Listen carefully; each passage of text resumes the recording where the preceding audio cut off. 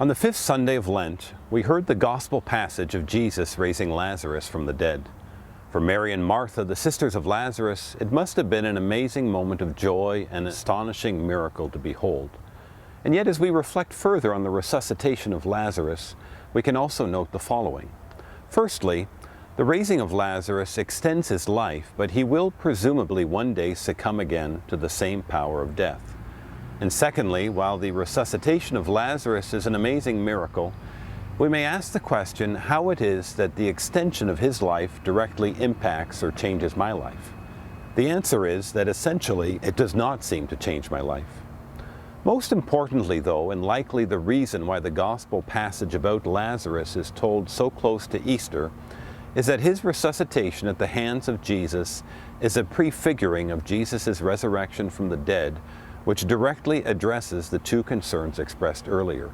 The resurrection of Jesus isn't merely a temporary reprieve from death, but rather, in the words of Pope Emeritus Benedict XVI, the resurrection is a cosmic event which includes heaven and earth and links them together.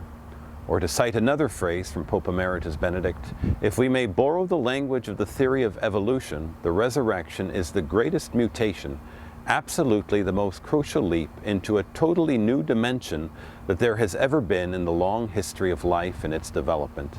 A leap into a completely new order which does concern us and concerns the whole of history.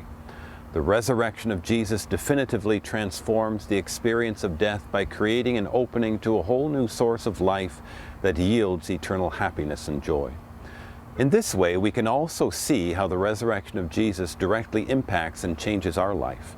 Jesus touched our life in becoming one of us. He took our sins upon himself on the cross and redeemed us, precisely so that in representing us, in taking us upon himself, he could also open up this new pathway to life in the resurrection.